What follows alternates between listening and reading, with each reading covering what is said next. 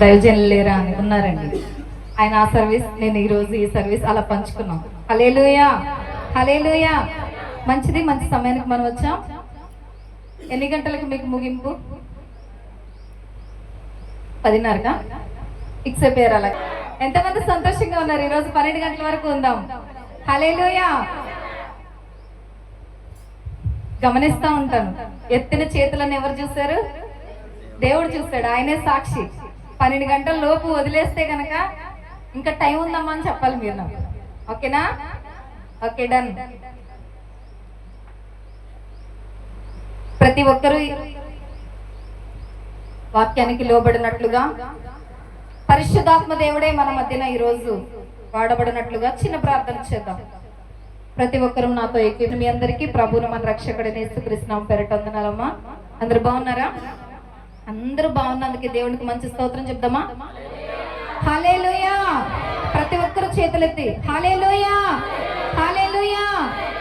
మంచిదండి, మంచి సమయానికి మనం వచ్చాం.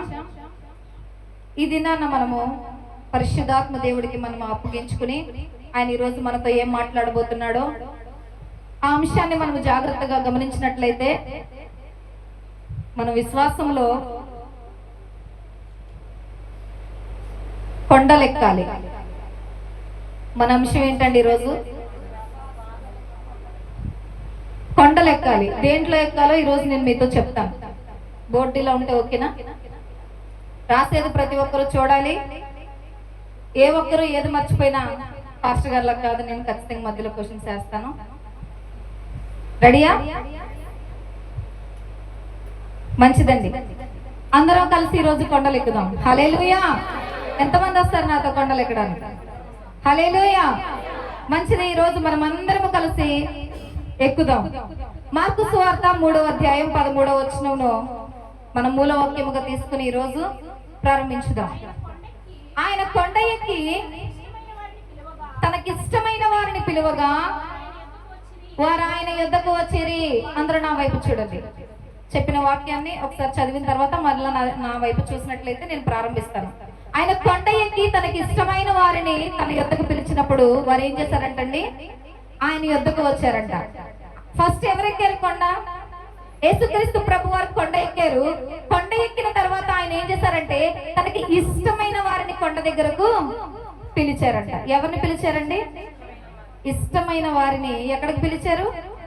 కొండ దగ్గరకు పిలిస్తే వారు ఆయన యొద్దకు వచ్చారంట. యేసు ప్రభు వారు కొండ ఎక్కి ఇష్టమైన వారిని పిలిచారు. అంటే యేసయ్యకి ఎవరంటే ఇష్టం? ఎవరంటే ఇష్టం చెప్పండి. ఎవరంటే ఇష్టం ఆయనకి? చూద్దాం ఆ మాట కూడా. కీర్తనల గ్రంథం 16వ అధ్యాయం 3వ వచనం. కీర్తనల గ్రంథం 16వ అధ్యాయం 3వ వచనం. నేను ఇలాగందును, భూమి మీద నున్న భక్తులే శ్రేష్ఠులు, వారు నాకు కేవలం ఇష్టలు. హల్లెలూయా. ఈ మాటను బట్టి మీకు ఏమర్థమైంది? భూమి మీద ఉన్న భక్తులే శ్రేష్ఠులు, వారు నాకు కేవలం ఇష్టలు. అంటే యేసయ్యకి ఇష్టమైన వాళ్ళు ఎవరండి? భక్తులు. చెప్పండి అందరూ నోటితో. భక్తులు. ఆయనకి ఎవరు ఇష్టం? భక్తులే ఇష్టం. అంటే ఆయన కొండ ఎక్కి తనకి ఇష్టమైన వారిని పిలిచారు. ఇష్టమైన వారు ఎవరని కీర్తనల గ్రంథంలో రాయబడి ఉంది? భక్తులు. అది రాసుకుందాం ఇక్కడ. భక్తులు అంటే అదేనండి, దేవుని యందు భయభక్తులు కలిగి ఉండాలి. మరి భక్తి అంటే ఏంటి? ఆయనకి ఇష్టమైన వాళ్ళే భక్తులు. మరి భక్తి అంటే ఏంటి? ఆయన మహిమపరచడం. ఇంకా చెప్పండి, మీకు వచ్చిన మాటలు చెప్పండి. ఆయనకి ఇష్టమైన వాళ్ళని కొండ మీదకి పిలిచాడు. అసలు ఆయనకి ఎవరు ఇష్టం అని చూస్తే భక్తులైన వాళ్ళే ఆయనకి ఇష్టం అన్నాడు. మరి భక్తి అంటే ఏంటి? ఆ విషయాన్ని చూద్దాం. 1 తిమోతికి రాసిన పత్రిక, అపోస్తలుడైన పౌలు గారు తిమోతికి రాసిన 1వ పత్రిక 2వ అధ్యాయం 1వ వచనాన్ని చదువుకుందామా? మనము సంపూర్ణ భక్తియు మాన్యతయు కలిగి నెమ్మదిగాను సుఖముగాను బ్రతుకు నిమిత్తము అన్నిటికంటే ముఖ్యముగా మనుషులందరి కొరకును, రాజుల కొరకును, అధికారులందరి కొరకును విజ్ఞాపనలను, ప్రార్థనలను, యాచనలను, కృతజ్ఞతాస్తుతులు చేయవలని హెచ్చరించుచున్నాను. స్టార్టింగ్ లో ఉంది చూడండి, మనము సంపూర్ణ భక్తియు అన్నాడు. అంటే మనము సంపూర్ణ భక్తి కలిగి ఉండాలంటే వీళ్ళందరి కొరకు ప్రార్థన చేయాలి. ఎవరి కోసం? మనుషులందరి కోసం ప్రార్థన చేయాలి, రాజుల కొరకు, అధికారుల కొరకు. అంటే సింపుల్ గా చెప్పాలంటే భూమి మీద ఉన్న ప్రతి ఒక్కరి కోసం ప్రార్థన చేయువారే భక్తులు. అర్థమైందా మీకు? మనము సంపూర్ణమైన భక్తి కలిగి ఉన్నాము అని ఎలా తెలుస్తుందంటే భూమి మీద ఉన్న ప్రతి ఒక్కరి కోసం మనం ప్రార్థన చేసినప్పుడు మనం భక్తులు అని తెలుస్తుంది. అంటే ప్రార్థించేవారే భక్తులు కదండి. అర్థమవుతుందా మీకు? ప్రార్థించేవారే భక్తులు. ఇంకా ఇంకా భక్తి అంటే అదొకటేనా? ప్రార్థన చేస్తూ మనం ఇంకేమైనా చేసేయచ్చా? 2వ అధ్యాయంలోనే 10వ వచనం చదువుతాం. దైవ భక్తి గల వారమని చెప్పుకుని స్త్రీలకు తగినట్టుగా సత్క్రియల చేత తమ్మును తాము దైవ భక్తి గల వారమని చెప్పుకునే వాళ్ళు ఏం చేయాలంటే సత్క్రియలు చేయాలంట. అందరూ నా వైపు చూడాలి. సత్క్రియలు అంటే ఏంటి చెప్పండి? మంచి పనులు. భక్తి అంటే ఏంటంటే ఒకటి ప్రార్థన చేయడం భక్తి అయితే, రెండవది మంచి పనులు చేయడం భక్తి. డిస్టర్బెన్స్ వస్తుంది చూడండి. మంచి పనులు చేయడం భక్తి. అందరు నాతో ఉన్నారా? మంచి పనులు చేయడం భక్తి. మొదటిది ప్రార్థించడం భక్తి అనుకున్నాం, రెండవది మంచి పనులు చేయడం భక్తి. ఇంకా 6:6 చదువుదామా? 1 తిమోతి పత్రికలో 6:6 సంతుష్టి సహితమైన దైవ భక్తి గొప్ప లాభ సాధనమైనది. మనం ఈ లోకములోనికి ఏమీ తెలియదు, దీనిలో నుండి ఏమీ తీసుకొని పోలేము. కాగా అన్న వస్త్రములు గలవారమై ఉండి ఏం చేయాలంటండి? సంతుష్టి సహితమైన దైవ భక్తి గొప్ప లాభ సాధనం. అంటే తృప్తి కలిగిన జీవితము కూడా భక్తిలోనికి వస్తుందండి. నీకున్న దాంట్లో, దేవుడు నీకు ఇచ్చిన దాంట్లో తృప్తి పొందడం కూడా భక్తి అని మాట్లాడుతున్నాడు పౌలు భక్తుడు. ఏంటండి? మనం తృప్తి కలిగి ఉండడం కూడా దేవుని యందు భయభక్తులు కలిగి ఉండడమే. కొంతమందికి ఎంత ఉన్న తృప్తి ఉండదు. ఎన్ని కొన్నా ఇంకా కొనాలి, ఇంకా కొనాలి, ఇంకా సంపాదించాలి. ఇదే అదేమంటారంటే సంతృప్తి లేని జీవితం. తృప్తి లేని జీవితం శాపకరం అని రాయబడిందా లేదా బైబిల్ గ్రంథంలో? అంటే సంతుష్టి సహితమైన దైవ భక్తి గొప్ప లాభ సాధనమైనదంటే మనము భక్తి జీవితంలో తృప్తి పడిపోతాం. మిగిలిన వాటిలో మానేసి భక్తి జీవితంలో తృప్తి పడిపోతాం. ఈ రోజు పొద్దున్నే లేసి ప్రార్థన చేశాను, చాలు, ఇంకా ఈ రోజు అంతా మోకరించకపోయినా పర్వాలేదు, అబ్బా ఆదివారం మాత్రం వెళ్తున్నాం సరిపోతుందిలే, ఈ వారం మొత్తం ఏంటి తిరిగేసినా పర్వాలేదు. మనం తృప్తి పొందేది ఎక్కడంటే భక్తి జీవితంలో తృప్తి పొందిపోతాం. కానీ దేంట్లో మన నిజ జీవితంలో మనం ఎటువంటి తృప్తి కూడా సంతృప్తి కలిగి ఉండవు. ఆ కింద వచనంలో అంటాడు కదా, మనం ఈ లోకంలోనికి ఏమీ తెలియదు, దీనిలో నుండి ఏమీ తెలుసుకుని పోం కనుక అన్న వస్త్రములతో సంతృప్తి కలిగి ఉండాలి. అంటే అన్న వస్త్రములతో సంతృప్తి కలిగి ఉండాలి. అదే భక్తి. అర్థమైందా మీకు? భక్తులు అంటే అసలు భక్తి అంటే ఏంటంటే అందరి కోసం ప్రార్థించడం భక్తి, రెండవదిగా మంచి పనులు చేయడం భక్తి, మూడవదిగా అన్న వస్త్రములతో సంతృప్తి పడడం భక్తి, నాలుగవదిగా యాకోబు పత్రికను తీయండి. యాకోబు పత్రిక 1వ అధ్యాయం 26వ వచనం. ఎవడైనను నోటికి కళ్ళెము పెట్టుకొనక తన హృదయమును మోసపరుచుకొనుచు భక్తి గలవాడనని అనుకుని ఎడల వాని భక్తి వ్యర్థమే. హల్లెలూయా. ఎవడైనను తన నోటికి కళ్ళెం పెట్టుకోకుండా ఇష్టం వచ్చినట్టు వాగుతూ నేను భక్తి గలవాడనని చెప్పుకుంటా, భక్తి ఏంటంటండి? వ్యర్థం అంట. అంటే భక్తి అంటే ఏం చెప్తున్నావు ఈ వచనాన్ని బట్టి? నోటిని కాచుకొనుటయే భక్తి. మనము మందిరానికి వస్తున్నాము, ఇతరుల కంటికి మనం ఎలా ఉన్నాం? భక్తులుగా ఉన్నాం. కానీ మన నోటికి ఏమి లేదు, కళ్ళెము లేదు. అప్పుడు మన భక్తి ఏమవుతుందంట? వ్యర్థమైపోతుంది. నువ్వు ఎంత భక్తి చేసినా, ఎంత మందిరానికి వచ్చినా, ఎంత ప్రార్థన చేసినా నీ నోటికి కళ్ళెము లేకపోతే నీ భక్తి అంతా వ్యర్థం. అసలు భక్తుల్లో కూడా చేర్చుదామా? ఏమని? నోటిని కాచుకొనుట భక్తి.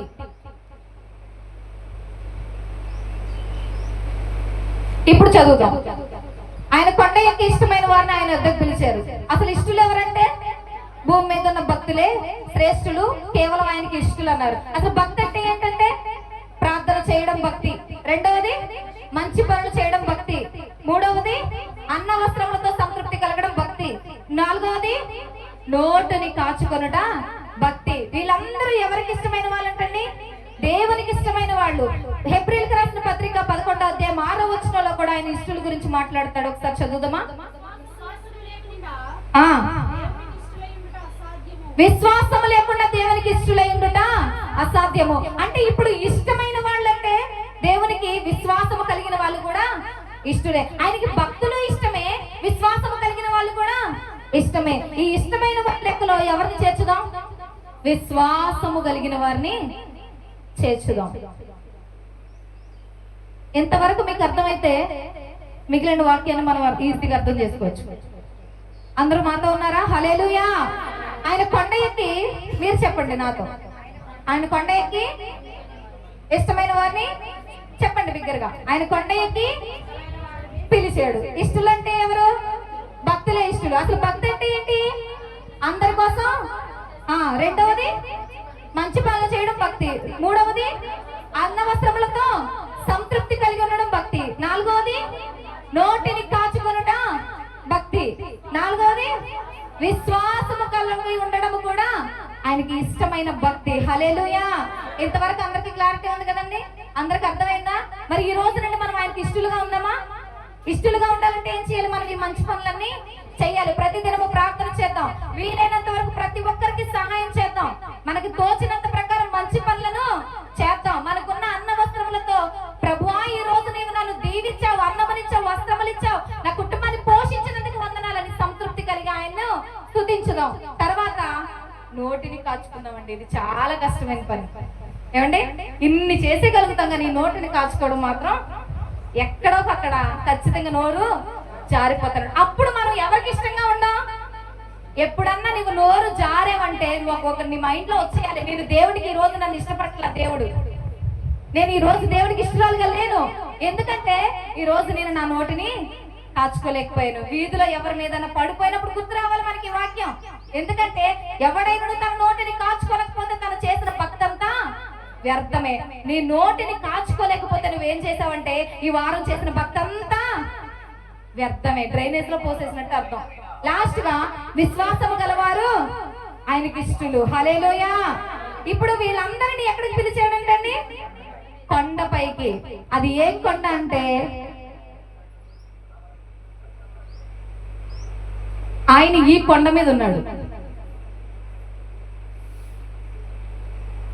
మీకు క్లైమాక్స్ ముందే ఎందుకు చెప్పేశారంటే మీరు ఇంకెన్ని ఉన్నాయో అనుకోకుండా ఉంటారని క్లైమాక్స్ ముందుగానే చెప్పేశాను. ఏమండి? ఏదైనా మూవీ చూసినప్పుడు క్లైమాక్స్ ముందుగానే తెలిసిపోయింది అనుకోండి, కిక్ ఉంటుందా? ఉండదు. కానీ ఇందులో ఉంటుంది. హల్లెలూయా, హల్లెలూయా. చేతులెత్తి బిగ్గరగా స్తోత్రం చెప్దాం. హల్లెలూయా. ఇప్పుడు మనము కొండలు ఎక్కుదామా? మనం భక్తులుగా ఉందాం, యేసయ్యతో పాటు కొండ ఎక్కుదాం. మొట్టమొదటిగా మోరియా కొండ. మోరియా కొండ అనగానే మనకి ఎవరు గుర్తు రావాలి?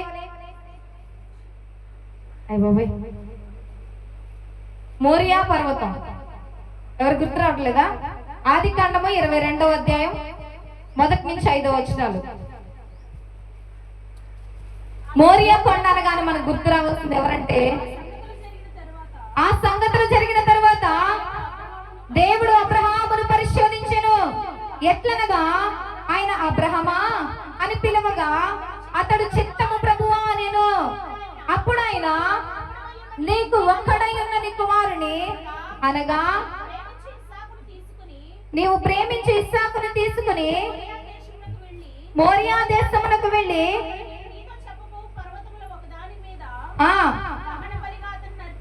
దహన బలిగా అతన్ని అర్పించమని చెప్పాను. హల్లెలూయా.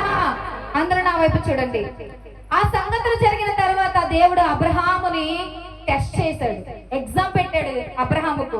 అబ్రహాముతో దేవుడు, నీవు లే, నేను చూపించే దేశమునకు వెళ్ళు అనగానే అబ్రహాము ఒక్క మాట కూడా మాట్లాడకుండా దేవుడు చూపించే దేశానికి ప్రయాణం అయిపోయాడు. ఏది అడిగితే అది దేవుడికి ఇచ్చేస్తున్నాడు అబ్రహాము. నేను ఇక్కడే ఉంటాను, నీ మాట చొప్పున రాలేను అనలేదు. నువ్వు ఎక్కడికి తీసుకెళ్తున్నావు ముందు నాకు అది చెప్పు అనలేదు. దేవుడు ఏం చెప్తే అది చేస్తున్నాడు. దేవుడు అనుకున్నాడు, నేను అబ్రహాముని పరిశోధించాలనుకున్నాడు, అబ్రహాముకి టెస్ట్ పెట్టాలనుకున్నాడు. పెట్టాలనుకుని అబ్రహాముకు బాగా ఇష్టమైనదేదో దేవునికి బాగా తెలుసు. ఎవరండి? ఇస్సాకు బాగా ఇష్టం అబ్రహాముకు. ఎందుకనంటే అబ్రహాము ముసలి వయసు వచ్చిన తర్వాత పుట్టాడు కనుక ఇస్సాకు మీద అపారమైన ప్రేమను పెంచుకున్నారు. ఎవరు? అబ్రహాము. దేవుడు అనుకున్నాడు, ఈయన అన్నిటినీ నాకు ఇచ్చేయగలుగుతున్నాడు, కానీ ఇది ఈయన మాత్రం ఎవ్వలేడు, ఎవ్వడు కూడా అనుకున్నాడో ఏమో తెలీదు, అడిగాడండి. ఏమని అడిగాడు? నేను నీకు చూపించు మోరియా పర్వతానికి వెళ్ళు, అక్కడ నీ కుమారుణ్ణి నాకు దహన బలిగా అర్పించు. అప్పుడైనా అబ్రహాము తిరిగి అడిగాడా? కొంచెం టైం ఇవ్వయా, నేను నా సారమ్మతో మాట్లాడుకోవాలనుకున్నాడా? నీవు లే అనగానే లేచాడు, వెళ్ళు అనగానే వెళ్ళాడు, చెయ్యమన్నది చెప్పినట్టు చేసేసాడండి అబ్రహాము. మోరియా పర్వతం అనగానే మనకు గుర్తుకు రావాల్సిన మాట ఏంటంటే సమర్పణ. ఏంటండి? సమర్పణ గుర్తు రావాలి. ఎందుకంటే దేవుడు నీ నుండి నా నుండి కోరుకునేది ఏంటో తెలుసా? నువ్వు ఏదైతే దేవుడికి ఇవ్వలేకపోతున్నావో, దేని విషయంలో దేవునిలో నువ్వు మందముగా ఉంటున్నావో, దాన్నే దేవుడు ఈ రోజు నీ నుండి అడుగుతున్నాడు, సమర్పణ. అబ్రహాము చేశాడా లేదా? చేశాడు. కాదనకుండా చేశాడు, ఎవ్వరనకుండా చేశాడు, కుదరదనకుండా చేశాడు. అందుకే అబ్రహాము ఎలా ఉన్నాడండి? విశ్వాసులకు తండ్రిగా ఉన్నాడు. ఇక్కడ మోరియా పర్వతం అనగా మనకి సమర్పణ గుర్తు రావాలి. ఈ రోజు నీ జీవితంలో ఆ ఇస్సాకు ఏంటి? అబ్రహాము ఇవ్వగలిగాడు. మీకు తెలుసా అబ్రహాము నిజంగా బలి చేశాడా? ఇస్సాకుని ఇవ్వలేదు, కానీ ఇచ్చేసినట్టు రాయబడింది. హెబ్రీయులకు రాసిన పత్రిక 11వ అధ్యాయం 17వ వచనం. హెబ్రీయులకు రాసిన పత్రిక 11వ అధ్యాయం 17. అబ్రహాము శోధింపబడి విశ్వాసమును బట్టి హల్లెలూయా ఏంటంటండి ఇస్సాకుని అర్పించేశాడండి. నిజంగా అర్పించేశాడు. ఎక్కడ అర్పించాడో తెలుసా? తన హృదయంలో నిజంగా అర్పించేశాడు. దేవుడు ఇవ్వు అనగానే ఇస్సాకుని మొదట తన హృదయంలో చంపేశాడు అబ్రహాము. ఇంకా నాకు ఈ కుమారుడు లేడింకా, ఈ కుమారుడు దేవుడి కుమారుడు అని హృదయంలో ఫిక్స్ అయిపోయాడు అబ్రహాము. అందుకనే విశ్వాసుల వీరుల జాబితాలో రాయబడింది కదా, అబ్రహామును దేవుడు పరిశోధించినప్పుడు ఇస్సాకును బలిగా అర్పించాడు అని రాయబడింది. ఏమనుంది? నిజంగా బలి అర్పించేశాడు, తన హృదయంలో అర్పించేశాడు. తను ఇవ్వలేను అనుకున్నాడా? అనుకోలేదు. దేవుడు అడిగితే ఏదైనా ఇచ్చేయాలనుకున్నాడు. మరి నీ జీవితంలో ఇవ్వలేనివి ఏమైనా ఉన్నాయా? మన జీవితంలో ఏమైనా ఇవ్వగలుగుతాం, ధనమైనా ఈజీగా ఇచ్చేయగలుగుతాం, దేవునికి ఏదైనా ఇచ్చేయగలుగుతాం, కానీ ఒకటి మాత్రం ఇవ్వలేమండి, సమయం. మన సమయం దేవుడికి అస్సలు ఇవ్వలేం. అసలు ఈ రోజు ఆరాధన ఎన్నింటికి? 8ంటికి స్టార్ట్ అయిపోద్ది, 8:30కి వెళ్ళిపోండి మీరు అని చెప్పారు మాకు సేవకులు. నేను వచ్చేటప్పటికి ఒక 2 ఉన్నారు అంతే. ఎన్నింటికంటే మన పరిచర్య ప్రారంభం, మన ఆరాధన ఎన్నింటికి ప్రారంభం? 8ంటికేనా? మరి 8ంటికల్లా మీరందరూ ఇక్కడ లేరేంటి? అంటే ఎన్నింటికి వెళ్ళినా పర్వాలేదు లేనా? మన జీవితంలో దేవుడికి ఈ రోజు ఇవ్వలేకపోయింది ఏంటో తెలుసా? అబ్రహాము తన కుమారుడు సైతం ఇచ్చేశాడు, కానీ నీ జీవితంలో ఈ రోజు నువ్వు సమయాన్ని ఇవ్వలేకపోయావు దేవుడికి. హల్లెలూయా, హల్లెలూయా. నిజంగా 8 గంటలకి నువ్వు రాగలిగితే కనీసం 8 గంటలకి వద్దామన్న నీ హృదయం తాపత్రయంతో 8:30కి వచ్చాను నేను ఇక్కడికి. 8:30కి నేనే ఆలస్యమయ్యాను ఈ రోజు. 8:30కి వచ్చినా సరే మీరు ఎవరు రాలేదంటే మీ జీవితంలో ఇంకా ఇస్సాకును చంపలేదు. మీ హృదయంలో ఆ సమయాన్ని దేవుడికి ఇవ్వలేకపోతున్నారు. ఎందుకంటే మన యేసయ్యే కదా, మన ఆరాధనే కదా, ఎప్పుడు వెళ్ళినా పర్వాలేదులే. అవునా? రోజులో ఎన్నిసార్లు నువ్వు దేవుడిని ఆరాధిస్తున్నావు? వారానికి ఎన్నిసార్లు దేవుడి సన్నిధికి వస్తున్నావు? దేవుడు ఈ సమయాన్ని ఇచ్చినప్పుడు ఖచ్చితంగా సద్వినియోగం చేసుకోవాలి. హల్లెలూయా. నీ జీవితంలో ఇవ్వలేని సమయాన్ని నేటి నుంచి ఇద్దాం. హల్లెలూయా. కొండలెక్కాలి అంటే అర్థం ఏంటంటే శిఖర సమానం అని అర్థం. పుట్టికి ఎగరలేనాడు ఆకాశానికి ఎగురుతాడు అంటారు చూసారా? అంటే ఏంటి? ఆలోచనలు ఎక్కడి వరకు ఉన్నాయని? ఆకాశం వరకు ఉన్నాయని. ఈ రోజు మన భక్తి ఎక్కడి వరకు ఉండాలి? ఆకాశం వరకు ఉండాలి. అంటే శిఖర సమానమైన భక్తి మనము చేయదుము గాక. ఆమేన్. ప్రతి ఒక్కరు స్తోత్రం చెప్దాం. హల్లెలూయా. నీ యొక్క విలువైన వాటిని దేవుడి యొద్దకు ఇవ్వడానికి కొంచెము కూడా ఆలోచించకూడదండి. మొట్టమొదటి నీ హృదయాన్ని ఇవ్వు. నీ హృదయాన్ని ఇచ్చేసావు అనుకుంటున్నావు, కానీ ఈ రోజు నువ్వు సమయానికి రాలేకపోయావంటే నీ హృదయంలో నీ సమయాన్ని నీ దేవుడికి నువ్వు ఇవ్వలేదు. ఇద్దామా? ఈ రోజు నుంచి అయినా ఇద్దామా? హల్లెలూయా. నేటి నుంచి సమయానికి మందిరానికి వద్దాం. సమయానికి వచ్చే ఆ కార్యక్రమంలో నీకంటే ముందు ఎవరు ఉండకూడదు. హల్లెలూయా. నువ్వేమనుకోవాలంటే నేనే ముందు మందిరానికి వెళ్ళాలి, నేనే ముందు మందిరానికి వెళ్ళాలి. ఎందుకంటే నిన్ను చూచుచున్న దేవుడు ఒకరు ఉన్నారు. నువ్వు సమయాన్ని నిన్ను దేవుడు అడుగుతున్నాడు. 8 గంటలకి సమయాన్ని నాకు ఇవ్వు అంటే నువ్వు దాన్ని ఇవ్వలేకపోయావుగా. ఈ రోజు నువ్వు టెస్ట్ లో ఫెయిల్ అయిపోయావు. హల్లెలూయా. మొట్టమొదటి మొదటిగా మోరియా పర్వతమైన సమర్పణ కొండను ఈ రోజు నుండి మనం ఎక్కుదాం. హల్లెలూయా, హల్లెలూయా. రెండవదైన హోరేబు కొండ. రెండవది ఏంటండి? హోరేబు కొండ. హోరేబు అంటే మనకి ఎవరు గుర్తు రావాలి?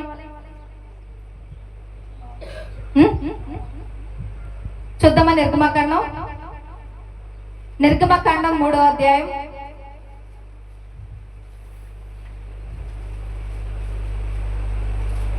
1-8 వచనాలు. మోషే మిద్యాను యాజకుడైన ఇత్రో అను తన మామ మందను మేపుచు ఆ మందను అరణ్యం అవతలకు తోలుకొని దేవుని పర్వతమైన హోరేబుకు వచ్చెను. హల్లెలూయా. అందరూ నా వైపు చూడాలి. మిద్యాను యాజకుడైన ఇత్రో అను తన మామ మందను ఎవరు మేపుతున్నారంటండి? మోషే మేపుతున్నాడంట. మోషే మేపుతూ ఏ కొండ ఎక్కాడండి? హోరేబు కొండ ఎక్కాడంట. హోరేబు పర్వతం మీద ఏం జరిగిందో మనందరికీ తెలుసు. ఏమైంది? తన మందను మేపుకుంటూ వెళుతుంటే ఒక పొద కాలిపోతుంది. ఏంటి పొద కాలిపోతుంది, ఇక్కడ ఏమీ లేవు కదా అని దగ్గరికి వెళ్ళి చూస్తే ఒక విచిత్రం ఆయనకి కనబడింది. పొదలో నుండి అగ్ని వస్తుంది కానీ పొద మాత్రం కాలి బూడిదైపోవట్లేదు. ఈ ఆశ్చర్యం ఏంటా అని మోషే తన దగ్గరికి వెళ్ళి ఆ పొద దగ్గరికి వెళ్ళి చూడగానే యెహోవా స్వరము పొదలో నుండి వినబడుతుంది. మోషే, మోషే, నువ్వు నిలవబడినది పవిత్రమైన స్థలము కనుక నువ్వు చెప్పులు విడిచి అక్కడ నిలవబడమని దేవుడు మోషేను ఎందుకు ఎన్నుకున్నాడో, మోషేను ఎందుకు నియమించుకున్నాడో, మోషేను చనిపోకుండా చిన్నప్పుడు ఎందుకు కాపాడాడో, మోషే పట్ల తన నిర్ణయం ఏమిటో దేవుడు స్పష్టముగా మోషేతో మాట్లాడాడండి. ఎక్కడ మాట్లాడాడు? హోరేబు కొండ మీద. హోరేబు కొండ అనగా దేవుడు మనతో మాట్లాడే స్థలము. హల్లెలూయా. ఇప్పుడు చెప్పండి, దేవుడు మనతో మాట్లాడే స్థలం ఏంటి? హోరేబు కొండ. Very good. మరి మనకు ఎక్కుదాం మరి హోరేబు కొండ. ప్రతి వారం అక్కడికి వెళ్దామా? మరి ఇక్కడ మనతో మాట్లాడబోయే స్థలం ఏంటి? మాట్లాడుతున్న స్థలం ఏంటి? దేవుని మందిరం. హల్లెలూయా, హల్లెలూయా. మోషే దేవుని పట్ల ఆసక్తి కలిగి ఉన్నాడు. దేవుడి పట్ల ఆసక్తి కలిగి ఉన్న మోషేను గుర్తించాడు. ఇశ్రాయేలు జనాంగాన్ని నీవు నడిపించాలి, నీవు నేను చూపించుతున్న దేశానికి నడిపించాలని స్పష్టముగా దేవుడు మోషేతో ఎక్కడ మాట్లాడాడంటే ఈ హోరేబు కొండ మీదే. ఇది స్పష్టమైన ఉపదేశం అండి, ఉపదేశం. అదేంటంటే ఇంట్లో ఉంటే దేవుడు నాతో మాట్లాడ్డా? నేను ప్రార్థన చేసుకుంటే దేవుడు నాతో మాట్లాడ్డా? మందిరానికి రావాలా? మందిరానికి రావాలండి. దేవుడు నీతో మాట్లాడతాడు కానీ నీకు ఉపదేశము చెప్పేది కేవలము మందిరములోనే. ఉపదేశించేది నీతో మందిరములోనే. నిన్ను సరి చేసి బుద్ధి చెప్పేది కేవలము మందిరములోనే. మోషే హోరేబు కొండ ఎక్కాడండి. మనము కూడా దేవుడు నీతో మాట్లాడడానికి మందిరంలో వెయిట్ చేస్తున్నాడు కానీ మనం మాత్రం మందిరానికి, దేవుడు నాతో మాట్లాడబోతున్నాడు ఈ రోజు అని ఎంతమంది హృదయంలో అనుకుని వచ్చారు? ఈ రోజు దేవుడు వాక్యము ద్వారా నాతో మాట్లాడతాడు, దేవుడే నాతో మాట్లాడతాడని ఎంతమంది ఇంటి దగ్గర సిద్ధపడి వచ్చారు? నిజముగా దేవుడు మనతో మాట్లాడే స్థలం ఈ మందిరం అండి. ఈ మందిరాన్ని మీరు చులకనగా చూడవద్దు. ఎందుకంటే దేవుడు నీ కోసం వెయిట్ చేస్తున్నాడు. ఇక్కడ నా కుమార్తె వస్తుంది, ఆమెతో నేను మాట్లాడదామని. కానీ ఆసక్తి లేకపోతే, మోషే ఆసక్తి కలిగా పొదేటో చూద్దామని ఆ కొండ ఎక్కి అక్కడికి వెళ్ళాడు. దేవుడు మోషేతో మాట్లాడాడు. మరి ఇక్కడ మందిరము జరుగుతుంది, నేను వెళ్ళాలి, పరిశుద్ధాత్మ దేవుడు నాతో మాట్లాడతాడు అనే ఆసక్తి మనలో లేకపోతే దేవుడు మాట్లాడిన మనకి ఏమాత్రం హృదయానికి ఎక్కదో. ఇక్కడి నుంచి వెళ్ళి ఇక్కడి నుంచి వచ్చేస్తుంది. ఒక స్టూడెంట్ అన్నాడంట, సార్ మీరు చెప్పేది నాకు ఏం అర్థం కావట్లేదు, ఈ చెవులోంచి వెళ్ళి ఈ చెవులోంచి వచ్చేస్తున్నా అన్నాడంట. అసలు టీచర్ ఒక నిమిషం పట్టు ఆలోచించి, అంతేరా అలాగే వచ్చేస్తే నీకు బుర్రలో ఏం లేదు కదా అన్నాడంట. హల్లెలూయా. బుర్రలో ఏమన్నా ఉంటే కొంచెం స్టక్ అయ్యేది నీకు, ఈ పక్క ఖాళీయే కదా, అందుకే ఈ చెవులోంచి వెళ్ళి ఆ చెవులోంచి వచ్చేస్తున్నా. అది మనం కూడా అలాగే ఉందామా? దేవుని మాటలను హృదయం అనే పలకల మీద రాసుకుందాం. మోషేతో దేవుడు చెప్పిన మాటను చెప్పినట్లు చేశాడండి. మోషే, అయ్యో నేను నత్తివాడని, నేను ఎట్లా ఇశ్రాయేలు ప్రజలను నడిపించగలుగుతానంటే దేవుడు నీ నోటికి నేను తోడై ఉంటాను, నీవు లే అనగానే మోషే దేవుడు చెప్పినట్లు చేశాడండి. మరి దేవుడి వాక్యం వినడానికి మనం ఈ రోజు నుండి మన హృదయమును సిద్ధపరచుకుందాం. పరిశుద్ధాత్మ దేవుడు ఈ రోజు నాతో మాట్లాడబోతున్నాడని ఇంటి దగ్గరే సిద్ధపడి వద్దాం. హల్లెలూయా. వాక్యం పిచ్చోళ్ళగా మారదాం. ఈ రోజు నుండి మారదామా? బైబిల్ గ్రంథంలో ఒక వాక్యం పిచ్చోడు ఉన్నారు. ఎవరో తెలుసా? దావీదండి. దావీదుకి వాక్యం అంటే పిచ్చి. ఎన్ని కీర్తనలు రాశాడు? 119వ కీర్తనలో ఎన్ని వచనాలు ఉంటాయండి? 176 వచనాలు ఉంటాయి. అసలు వాక్యం చదవండి, ఎప్పుడైనా చదివారా అధ్యాయాన్ని? మొత్తం వాక్యమే స్టార్టింగ్ వచ్చిన నుండి ఆఖరి వచ్చిన వరకు అయ్యా నీ వాక్యము నీ ధర్మశాస్త్రము నీ వాక్యము అంటూనే ఉంటాడు. నీ వాక్యము నా పాదములకు దీపం, నా త్రోవలకు వెలుగై ఉంటాడు. నీ వాక్యమును అనుసరించి నేను నడుచుకున్నప్పుడు తూలి తొట్టిల్లి పడిపోనంటాడు. అన్ని వాక్యం గురించే. అంటే దావీదుకి వాక్యం అంటే పిచ్చండి, పిచ్చి ప్రేమ దేవుడు అంటే. అది కలిగి ఉండాలి మనం. అందుకే దావీదును దేవుడు అన్నాడు నా హృదయానుసారుడు అన్నాడు. ఊరికనే అన్నాడా? దేవుణ్ణి ఇక్కడ పెట్టుకున్నాడు. దేవుణ్ణి ఎక్కడ పెట్టుకున్నాడు? ఇక్కడ మనం ఇక్కడ కూడా పెట్టుకోలేకపోతున్నాం. ఇప్పుడు చెప్పిన వాక్యాన్ని మరలా వచ్చేవారు అడిగితే చెప్తున్నారా? మీరు అందరూ చెప్తున్నారా? చాలా మంచి వాళ్ళు చెప్తారు. హల్లెలూయా హల్లెలూయా. మనము కూడా మందిరానికి వెళ్ళే అవకాశం వస్తే అస్సలు వదులుకోవద్దు. ఎందుకో తెలుసా? ఆ స్థలము దేవుడు నీకు ఉపదేశించే స్థలం అండి. దేవుని మందిరానికి వెళ్ళే అవకాశం వస్తే కొంచెం కూడా వదులుకోవద్దు ఎవరు. ఈ రోజు నుండి అలా ఉందము కాక. ఆమేన్. మందిరానికి వెళ్ళే అవకాశం వస్తే ముందుగా మనమే మందిరంలో ఉండదుము కాక. హోరేబు పర్వతము ఎక్కుదుము కాక. హల్లెలూయా. వాక్యము ద్వారా నీతో దేవుడు క్లారిటీగా మాట్లాడతాడు. నీకేమైనా అనుమానాలు ఉన్నా, నీ బాధతో ఉన్నా, ఏ దుఃఖముతో ఉన్నా, మనుషులు తీర్చలేరేమో కానీ వాక్యమై ఉన్న దేవుడు ఖచ్చితంగా నీ హృదయముతో మాట్లాడతాడు. 3వ కొండ సీనాయి కొండ. చెప్పండి, సీనాయి కొండ. అంటే ఎవరు గుర్తు రావాలి? సీనాయి కొండ అంటే ఎవరు గుర్తు రావాలి? ఎవరు గుర్తు రావాలి? మనం చాలా స్పీడ్గా ఉన్నాం. మోషే గారు గుర్తు రావాలి. చూద్దామా? నిర్గమకాండం 34వ అధ్యాయం 28వ వచనం.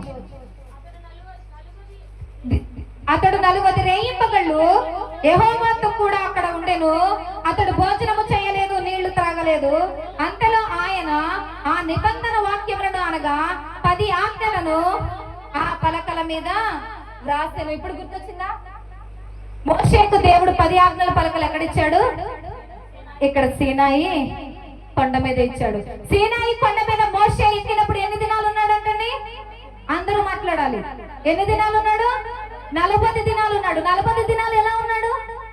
అతడు రేయింపగళ్ళు అన్నపానములు పుచ్చుకోలేదంట. అంటే భోజనము చేయలేదు, నీళ్లు తీసుకోలేదు. అలాగా మోషే ఎవరితో గడిపాడండి కొండ మీద? అంటే ఉపవాసముతో మోషే దేవుడితో గడిపాడు. ఇక్కడ మనం ఏం రాసుకున్నాం? సీనాయి కొండ అనగానే ఉపవాసం. ఉపవాసాలు మనకు పరిచయమేనమ్మా? ఉపవాసాలు మనకు పరిచయమేనా? మోషే గారు 40 దినములు దేవుడితో గడుపుతూ మర్చిపోయాడంటండి. ఏంటిది? భోజనము చేయడము, తాగడము, నిద్రపోవడము అన్ని మర్చిపోయాడంట. ఏంటో తెలుసా? దేవుడితో గడపడమే ఆయనకి సరిపోయిందంట. మరి మనం ఉపవాస దినములు చేస్తున్నామా? వారానికి ఒక్కరోజైనా ఉపవాసం ఉండే ఎంతమంది చేతులు ఎత్తండి. వారానికి ఒక్కరోజైనా నేను ఉపవాసం ఉంటున్నా, దేవునితో గడుపుతున్నా. దేవునితో గడుపుతూ ఈ రోజు ఎప్పుడైపోతుందా, ఎప్పుడు ముగించుకుందామా అని కాదు. ఈ రోజంతా నేను దేవుడితో గడుపుతూ నువ్వు అన్నం మర్చిపోవాలి, తాగడం మర్చిపోవాలి, నిద్ర మర్చిపోవాలి. అలా దేవుడితో సహవాసము చేయగలిగితేనే ఆ ఉపవాస ప్రార్థనకు శక్తి. ఇక్కడ స్పష్టంగా రాయబడింది కదా, ఆయన ఆ రేయింపగళ్ళు 40 రేయింపగళ్ళు కూడా భోజనము చేయలేదంట, నీళ్లు త్రాగలేదంట. దేవుడికి తెలియదా మోషే భోజనం చేయలేదని? నా వైపు చూడాలి అందరూ. మోషే భోజనం చేయలేదని దేవుడికి తెలుసా తెలీదా? తెలుసు. అరణ్యములో లక్షల మందిని పోషించాడు దేవుడు మన్నా చేత. పోషించాడా లేదా? మరి ఒక్క మోషేకి ఒక క్యారేజ్ తేవడం ఆయనకి ఏమైనా ఇబ్బంది అండి? కాదు కదా, ఈజీగా పోషించగలడు. కానీ ఆ అనుభవం దేవునికి నచ్చిందండి. నీవు ఉపవాసం చేస్తున్నావా? దేవుడి కోసమే. అన్నవస్త్రములు, అన్నపానములు వదిలేస్తున్నావా? అన్నపానములు నీవు వదిలేస్తున్నావా? ఆ సమయము దేవుడు ఇష్టపడుతున్నాడు. ఏమండి, ఈ రోజు లేదు కాబట్టి తినలేదు. చాలా మంది ఈ రోజు నేనేం వండుకోలేదు, ఎవరు లేరని, పర్లే ఈ రోజు ఉపవాసంలో కలిపేద్దాం అనుకుంటున్నారా? అన్ని ఉండి కూడా ఉపేక్షించాలి. అన్ని నీ ఎదురుగా ఉన్నా సరే ఈ రోజు నేను దేవుడి కోసం ఇవన్నీ మానేసి దేవుడితో గడుపుతాను అనుకుంటావు చూసావా? అదే నిజమైన ఉపవాసం. ఏదో లేదు కదా అని మానేయడం కాదండి. అన్ని ఉండి కూడా చేసేదే దేవుడికి నిజమైన ఉపవాసం. ఈ రోజు నుండి ఉపవాసములో కొండలెక్కుదాం. హల్లెలూయా హల్లెలూయా. ఉపవాసము మన జీవితంలో నేటి నుంచి అయినా అంటారు, వారానికి ఒక్క రోజైనా అలవాటు చేసుకుందాం. ఉపవాసం ఉంటే ఏమవుతుందో తెలుసా? నీ జీవితంలో అనేకమైన అద్భుత కార్యాలు జరుగుతాయి. దేవుడు అనేకమైన సార్లు ఉపవాసం ఉన్నప్పుడు మోషేతో మాట్లాడాడు. మోషేతో దేవుడు ఎట్లా మాట్లాడేవాడో తెలుసా? నాకు చాలా ఇష్టమైన వచనం ఇక్కడ ఉంటుంది. 33వ అధ్యాయము నిర్గమకాండం 11వ వచనం. 33:11. మనుష్యుడు తన స్నేహితునితో మాట్లాడినట్లు యెహోవా మోషేతో ముఖాముఖిగా మాట్లాడుచుండెను. హల్లెలూయా. అర్థమైందా మీకు? ఒక మనుషుడంట తన ఫ్రెండ్ తో మాట్లాడినట్టు యెహోవా మోషేతో ముఖాముఖిగా మాట్లాడేవాడంట. ఇశ్రాయేలు ప్రజలు ఏమనేవారో తెలుసా? యెహోవా స్వరం వినబడితే, అయ్యో మేము ఆ స్వరం వినలేకపోతున్నాం, నీవు మాతో మాట్లాడి మేము బ్రతుకుతాం. కానీ యెహోవా మాతో మాట్లాడితే మేము మాత్రం బ్రతకలేం. ఎందుకని వాళ్ళు ఆ స్వరాన్ని వినలేకపోతున్నారు? మనము గనక దేవుడితో సహవాసం చేయలేకపోతే దేవుని స్వరాన్ని మనం గుర్తుపట్టలేం. ఆయన స్వరము విన్న మనం తట్టుకోలేం. కానీ మోషే మాత్రం ఎలా మాట్లాడేవాడంటండి యేసయ్యతో, యెహోవా దేవుడితో ముఖాముఖిగా. ఒక స్నేహితుడు తన స్నేహితుడితో మాట్లాడినట్టు ముఖాముఖిగా మాట్లాడేవాడంటండి. ఎందువలన ఇంత ప్రభావం మోషేలోకి ఎందుకో ఎలా వచ్చిందో తెలుసా?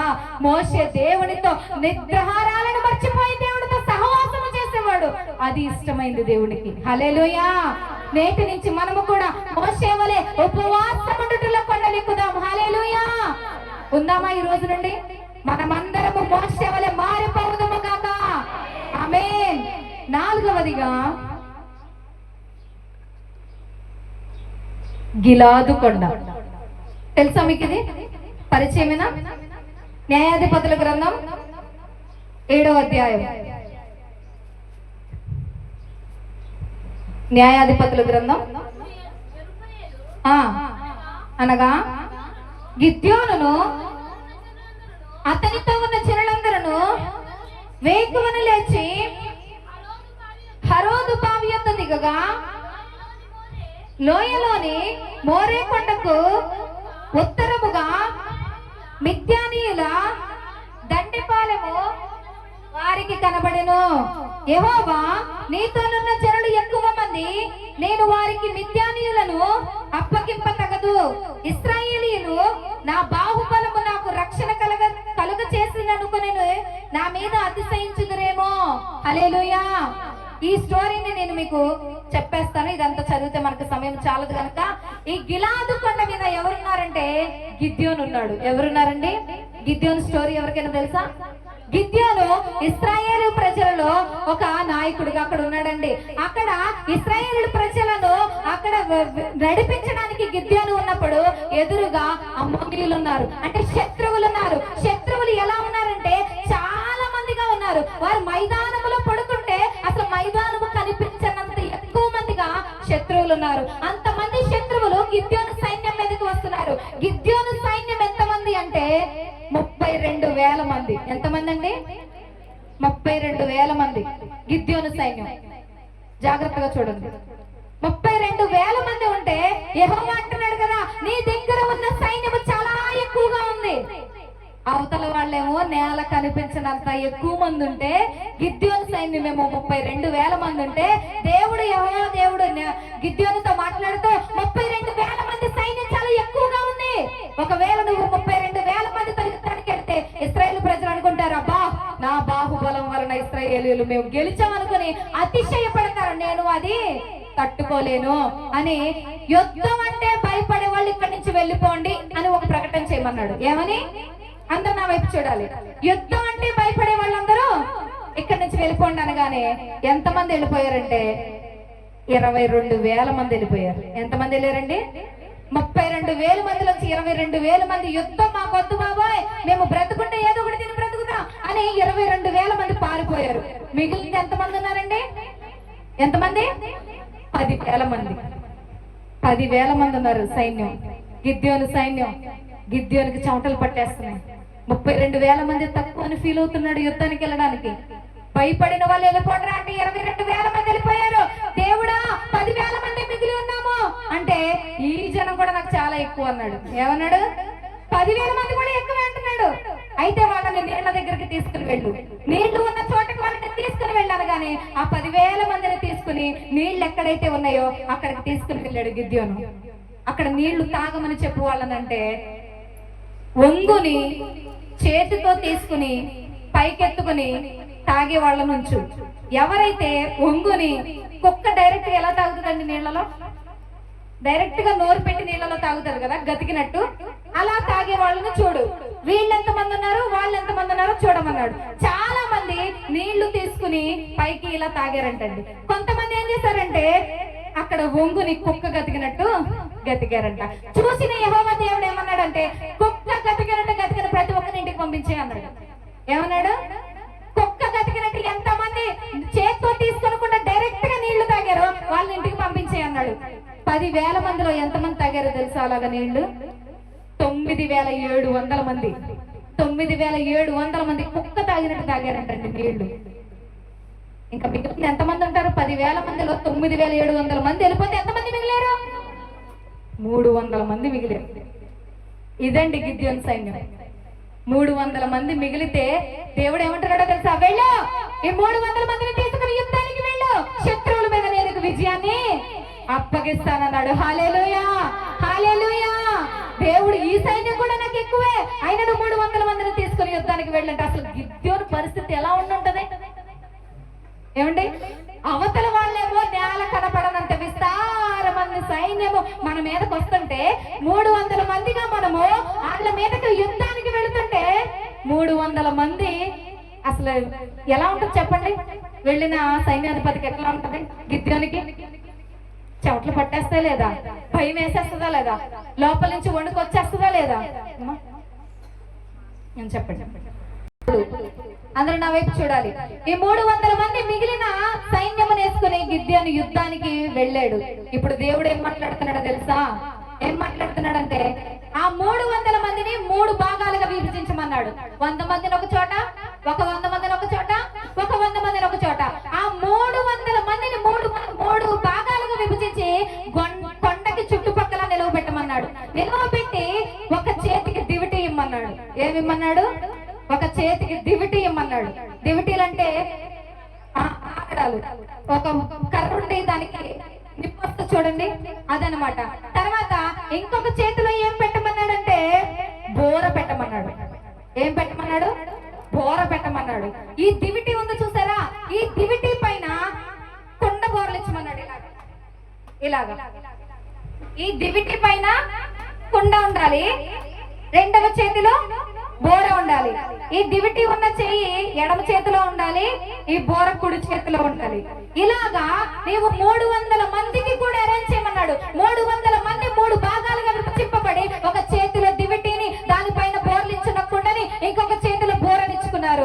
గిద్యోను ఏం చెప్పాడంటే, నేను ఎప్పుడైతే బోరను ఊదుతానో మీరందరూ ఒక్కసారిగా కుండలను పగలగొట్టాలి. కుండలను పగలగొట్టిన తర్వాత దివిటీలను పైకెత్తాలి. దివిటీలను పైకెత్తిన తర్వాత ప్రతి ఒక్కరు బోరలు ఊదడము ప్రారంభించాలి. ఏమండి? వీళ్ళున్నదే తక్కువ మంది సైన్యం. ఆ చీకటిలో కాగడ వెలిగిస్తే మనుషులు ఎక్కడ ఉన్నారు ఈజీగా తెలిసిపోతే, బోర ఊస్తే ఇంకా తెలిసిపోతే, అదిగో అటు నుంచి వస్తుంది ఇటు నుంచి వస్తుందని తెలిసిపోతే ఈజీగా దొరికిపోతారు వీళ్ళు. అయినప్పటికీ కూడా యెహోవా మాటను కొంచెము కూడా తూచ తప్పకుండా గిద్యోను తన సైన్యములకు నేర్పించాడు. గిద్యోను బోర పట్టుకుని ఊదగానే సైన్యం అంతా కుండలను పగలగొట్టారు.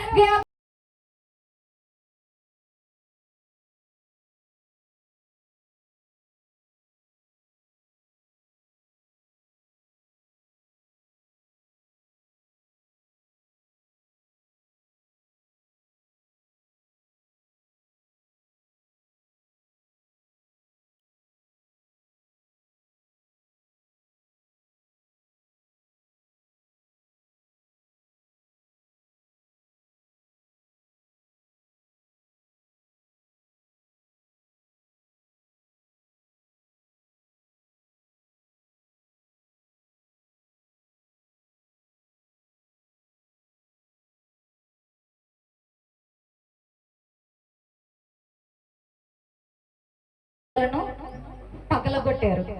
బోర్లించిన కొండను ఏం చేశారు? ఒక్కసారిగా అందరూ పగలగొట్టారు. దివిటి అనగా ఆత్మ అండి. దివిటి అనగా ఏంటి? నరుని ఆత్మ, యెహోవా పెట్టిన దీపము అని వాక్యములు రాయబడి ఉంది కదా. ఆ దీపము, ఆ దివిటి ఏంటంటే మన ఆత్మ. బూరెలు ఊదడం అనగా ఆరాధించడం, ఆయనను ఆత్మతో సత్యముతో ఆరాధించడమే.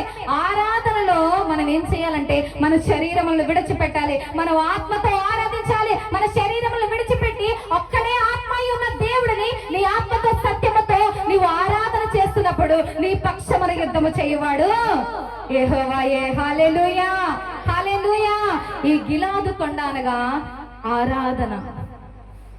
ఇందాక మనం ఆరాధన చేసుకున్నాం కదా, ఎంతమంది ఆత్మతో ఆరాధించారు? ఎంతమంది దేవుడిని నేను ఆరాధిస్తున్నాను, నిజ దేవుడిని, నిజ రక్షకుడిని నేను ఆరాధిస్తున్నాను, ఎంతమంది పరవశమై ఆరాధించారు? ఏ ఒక్కరము కూడా శరీరాన్ని విడిచిపెట్టలేకపోతున్నామే. శరీరాన్ని విడిచిపెట్టాలి. గిద్యోను సైన్యం తక్కువ మందే, చాలా తక్కువ మంది. శత్రువులతో పోల్చుకుంటే పావు అంతు కూడా లేరు వీళ్ళు. కానీ కుండలను పగలగొట్టారు, దివిటీలను పైకెత్తారు, బోరలను పోతారు. వారి పక్షమున యుద్ధము యెహోవా జరిగించాడు. ఆరాధన చేస్తున్నప్పుడు మనలను మనం మైమర్చిపోవాలండి.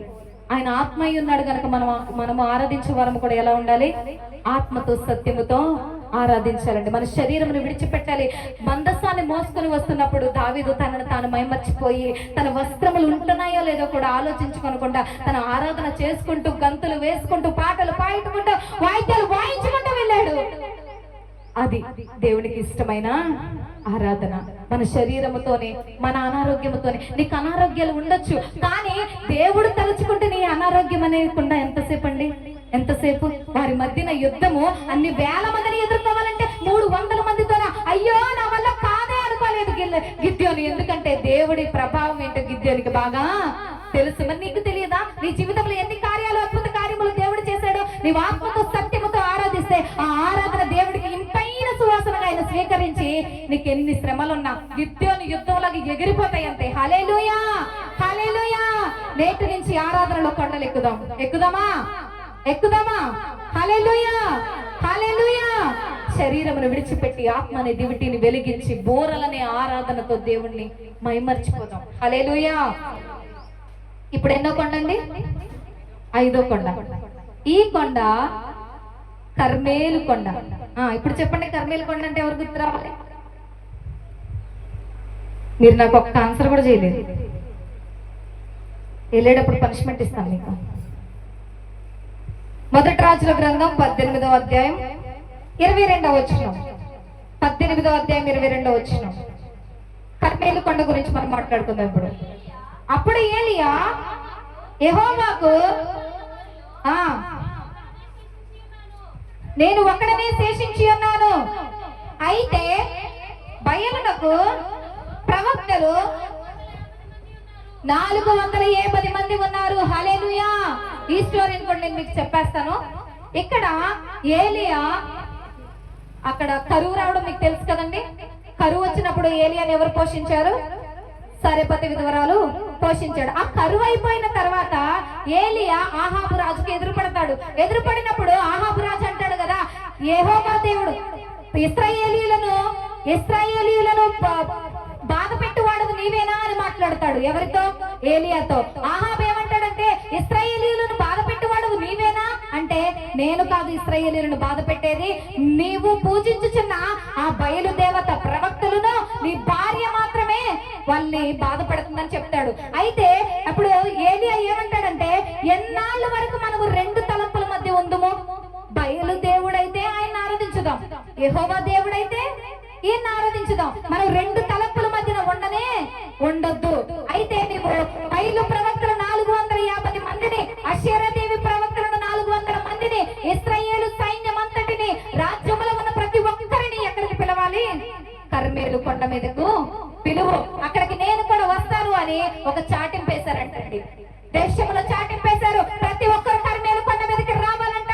ఈ రోజు ఎవరు దేవుడు అక్కడ తేలిపోతుందంట. బయలు దేవుడైతే ఆయన ఆరాధించుదాం, ఇశ్రాయేలీల దేవుడైన యెహోవా దేవుడైతే ఆయన ఆరాధించుదామని అందరూ కలిపి ఏ కొండ మీదకి వచ్చారండి? కర్మేలు కొండ మీదకి వచ్చారు. కర్మేలు కొండ మీద ఏం జరిగిందో తెలుసా? ఏలియా అంటాడు కదా, 2 ఎద్దులను నాకు ఇవ్వండి, ఒక ఎద్దు నేను తీసుకుంటాను, ఒక ఎద్దు మాంసం ఎవరికి ఇవ్వాలి? బయలు ప్రవక్తలకు ఇవ్వాలి. బయలు ప్రవక్తలు మనం ఏం చేద్దామంటే అక్కడ బలిపీఠాన్ని కడదాం, కట్టెలను పేర్చుదాం, కానీ నిప్పు మాత్రం పెట్టొద్దు. ఎద్దు మాంసాన్ని దాని మీద పెడదాం, కట్టెలను పేర్చి దాని మీద ఎద్దు మాంసాన్ని పెట్టి మీరు మీ దేవుణ్ణి పిలవండి, మీరు మీ దేవుణ్ణి పిలవండి. ఆయన వచ్చి దహన బలిని ఒక్కసారిగా స్వీకరించాలి.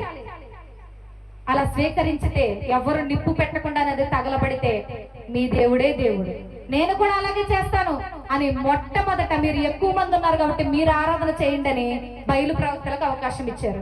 బలిపీఠం కట్టారు, ఎద్దును తునకలుగా చేశారు, దాని మీద మాంసాన్ని పెట్టారు. వాళ్ళు అక్కడ నుంచి 450 మంది పూజించడం ప్రారంభించారు. రకరకాలుగా పిలిచారండి. ఏమండి, చేతులతో కత్తులు ఇచ్చుకుని వారి శరీరాన్ని కోసుకోవడం ప్రారంభించారు. రక్తము చూసైనా మా దేవుడు దిగి వస్తాడని, దాన్ని స్వీకరిస్తాడని, మా దేవుడు నిజమైన దేవుడని నిరూపించాలని బయలు ప్రవక్తలు పడ్డ కష్టం అంతా ఇంత కాదు. పొద్దున ప్రారంభించిన ఆ పూజ సాయంత్రం అస్తమయం అయిపోయినా సరే ఇంకా ముగించబడలేదు. ఆ ఎత్తు మాంసం అలాగే ఉంది. ఒక పక్కన ఏలియా హేళన చేస్తున్నాడు. అయ్యో, మీ దేవుడు నిద్రపోతున్నాడేమో, మీ దేవుడు వినకుండా ఉన్నాడేమో, ఆయనకి చెవుడొచ్చిందేమో, ఆయనని మరి ఆలకించట్లేదేమో అని రకరకాలుగా హేళన చేస్తున్నాడు. బయలు ప్రవక్తలు ముఖాన్ని కింద పెట్టేసుకున్నారు. వారి సమయము అయిపోయింది. ఇప్పుడు ఏలియా సమయం వచ్చింది. ఏలియా కట్టెలను పేర్చాడు, ఎద్దు మాంసాన్ని దాని మీద ఉంచాడు. మాంసాన్ని ఉంచడమే కాకుండా చుట్టూరు తొట్టిలాగా చేసి మధ్యలో కట్టెలను పేర్చి గుంటలాగా, మనం ఏదైనా మొక్కలు పెట్టుకుంటే ఇంటి దగ్గర ఫ్లోరింగ్ చేసుకునేటప్పుడు చుట్టూరు గుంట వదిలేసి ఫ్లోరింగ్ చేసుకుంటాం. ఎందుకని? చెట్టుకు నీళ్లు అందడం కోసం. అలాగా చుట్టూరు గుంట చేసి ఎద్దు మాంసాన్ని పూర్తిగా తడిపోయమన్నాడండి. ఏం చేయమన్నాడు? పొడి మాంసమే ఇందాక కాలేదు వాళ్ళకి. ఎవరికి? ఆకాశం నుండి అగ్ని దిగి బయలు ప్రవక్తలకి పొడి మాంసమే కాలేదు. ఈయనేమంటున్నాడు? మొత్తం తడిపోయింది, కట్టెలు తడిసిపోవాలి, మాంసం తడిసిపోవాలి, ఆ తొట్టంతా నిండిపోవాలి అన్నాడు. ఎవరు? ఏలియా. ఏలియా ఒకే ఒక చిన్న ప్రార్థన చేశాడండి. ఆ ప్రార్థన మనం చదువుకుందాం. 18వ అధ్యాయం 37వ వచనం. యెహోవా, నా ప్రార్థన ఆలకించుము. యెహోవావైన నీవే దేవుడవై ఉన్నావనియు, నీవు వారి హృదయములను నీ తట్టు తిరుగు చేయుదువనియు ఈ జనులకు తెలియనట్లుగా నా ప్రార్థన అంగీకరించుము. అతడు ఇలాగున ప్రార్థన చేయుచుండగా యెహోవా అగ్ని దిగి దహన బలి పశువులను, కట్టెలను, రాళ్లను బుగ్గిని దహించి కందకమందున్న నీళ్లను ఆరిపోజేసిన. చప్పట్లు కూడా దేవనామని మహిమపరచుదాం. ఒక్క వచనమే ఏలియా చేసిన ప్రార్థన. ఏమన్నాడో తెలుసా? యెహోవా, నా మొర ఆలకించు, ఈ ప్రజలకు నీవు దేవుడు అయి ఉన్నావని ఒక్క నిరూపించు చాలు. అంతే, ఎక్కువేం చేయడా. ఎక్కువ చేశాడు ప్రార్థన. ఒక్క వచనమే, నీవు దేవుడని ఈ ప్రజలు వినున్నట్లుగా వాళ్ళకి నిరూపించు, అంతే. అనగానే ఆకాశం నుండి అగ్ని దిగి దహన బలి పశువు మాంసాన్ని, కట్టెలను, అక్కడ పోసిన నీళ్లు కూడా ఒక్కసారిగా ఆరిపోయినాయి అంటండి. హల్లెలూయా, హల్లెలూయా. బయలు ప్రవక్తలు ఉదయం నుండి సాయంత్రం వరకు వారి శరీరాలను గాయపరుచుకున్నారు, వారి స్వరాలను పోగొట్టుకున్నారు. వాళ్ళు ఎన్ని చేసిన బయలు దేవత అక్కడకు రాలేదు. ఏలియా రోషము కలిగి ఒకే ఒక్క ప్రార్థన చేశాడండి. ఒక్క ప్రార్థనతోని దేవుడు ఆకాశం నుండి అగ్నిని పంపించి ఆ దహన బలిని స్వీకరించాడు. అప్పుడు దేశానికి ఏమర్థమైందంటే ఏలియా సేవించుచున్న ఇశ్రాయేలీయుల దేవుడు జీవము గలవాడని అర్థమైంది. చెప్పట్లు కూడా ఒక్కసారి అర్థమైపోయిందా లేదా? ఏలియా ఏం చేశాడంటే కర్మేలు పర్వతం మీద దేశానికి దేవుణ్ణి చూపించాడండి. దేశానికి దేవుణ్ణి చూపించాడు. ఏలియా స్థానంలో నీవు ఉంటే, ఈరోజు ఏలియా వలె నీవు ఉంటే, నీవు నీ గ్రామానికి దేవుణ్ణి చూపించాలి. నీ ప్రార్థనతో దేవుణ్ణి మైమరిపించాలి. నీవు దేవునితో సహవాసము చేస్తే, ఏమండి, ఏలియా అక్కడ గనక సుదీర్ఘమైన ప్రార్థన చేస్తుంటే ఇశ్రాయేలు ప్రజలందరూ నీరు గారిపోయి ఉండేవారు. ఎందుకంటే అక్కడ బయలుదేవతను పొద్దున్నండి సాయంత్రం వరకు చేసింది అదే. ఇక్కడ ఏలియా కూడా అదే చేస్తే గనక ప్రజలు అనుకుంటారు కదా, నిజముగా దేవుడైన వాడు ఎంతసేపు పిలిస్తే వస్తాడేమో అనుకునేవారు. కానీ ఏలియా ఏమి నిరూపించాడంటే విశ్వాసుల ప్రార్థన ఒక్క చిన్న ముక్కైనా చాలండి, దేవుడు దిగి వస్తాడండి. దేశానికి దేవుడిని చూపించాడండి. అక్కడ అటువంటి పరిస్థితిలో ఇందాక అంటున్నాడు కదా, నేను ఒక్కడనే దేవుడికి ప్రవక్తగా ఉన్నానంటున్నాడు. నిజంగా ఇశ్రాయేలీయులు దేవుడిని నమ్ముకున్న వాళ్ళు లేరా? లేరా? ఎంతమంది ఉన్నారో తెలుసా? ఎంతమంది ఉన్నారో చూద్దామా? మొదటి రాజుల గ్రంథం 19వ అధ్యాయం 18వ వచనం చూద్దాం. అయినను ఇశ్రాయేలు వారిలో బయలునకు మోకాళ్ళునకయు నోటితో వాని ముద్దు పెట్టుకొనకయు ఉండు 7,000 మంది నాకు ఇంకను. హల్లెలూయా. ఇశ్రాయేలు ప్రజల్లో ఏలియా ఒక్కడే కాదండి దేవుణ్ణి ఆరాధించేది.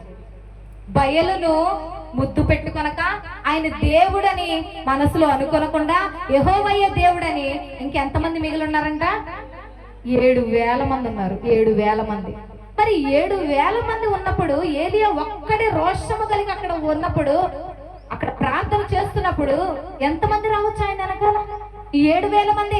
ఏలియా మాత్రమే కాదు, మేము కూడా యెహోవా దేవుణ్ణి ఆరాధించుచున్నామని ఆయన ప్రార్థనలో ఒక్కరని ఏకీభవించారా?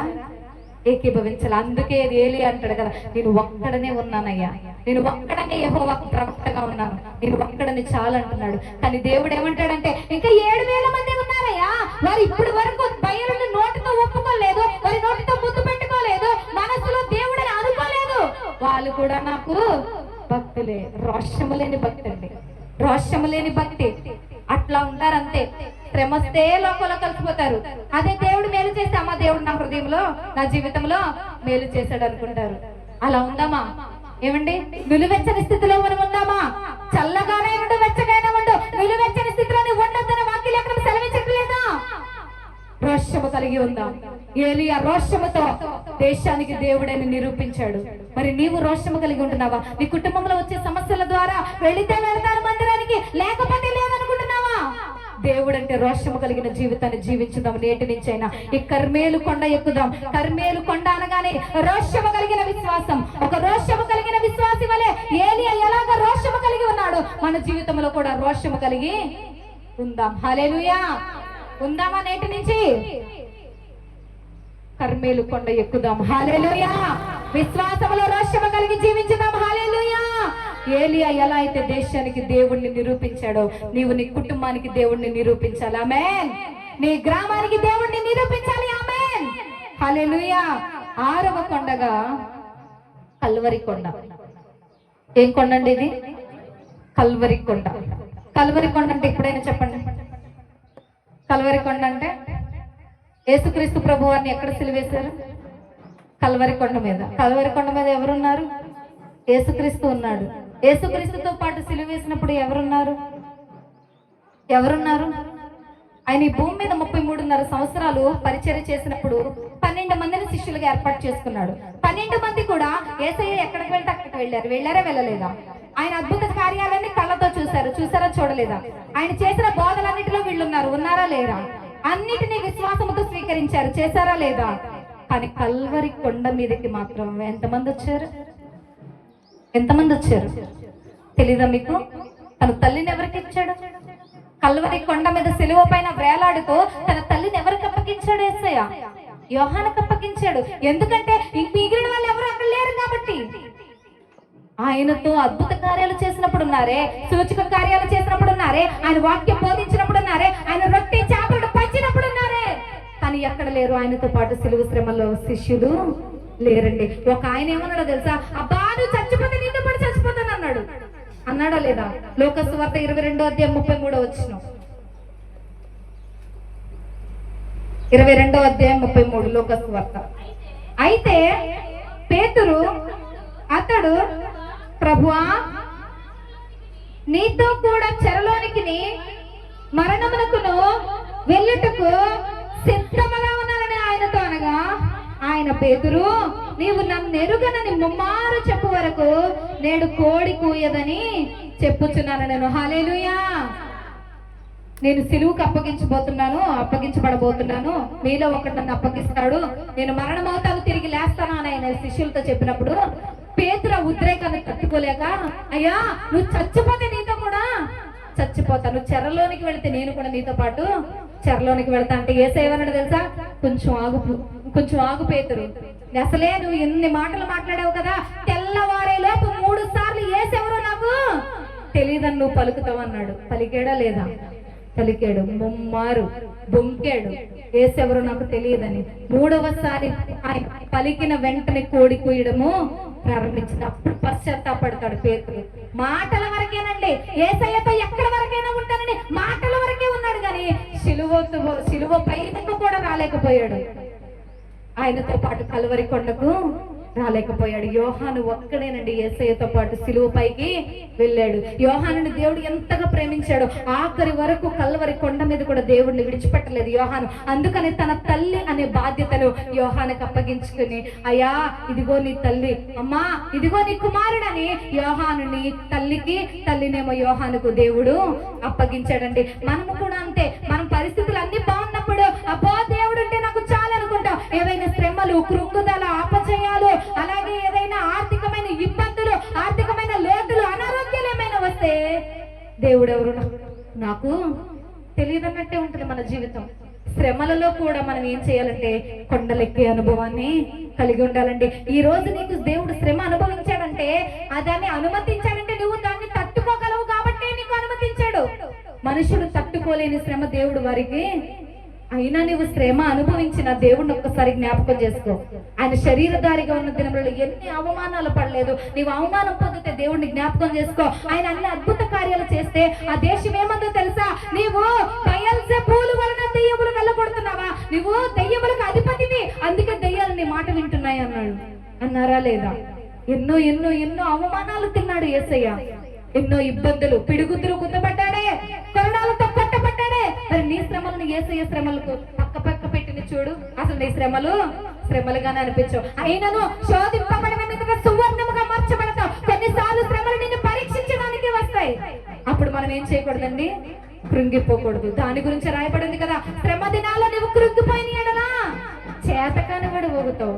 మరి ఇన్ని తెలిసిన మనము కూడా శ్రమ దినాల్లో కుంగిపోదామా? శ్రమలు మన జీవితంలో దేవుడు అనుమతించినప్పుడు ఖచ్చితంగా వాటికి శిరస వహించాలండి.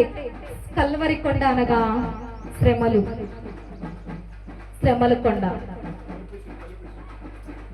ఈ 7వ కొండ ఏంటంటే, ఈ 7వ కొండ సియోను కొండ. హల్లెలూయా. సియోను కొండ అంటే చెప్పాలి. సియోను కొండ.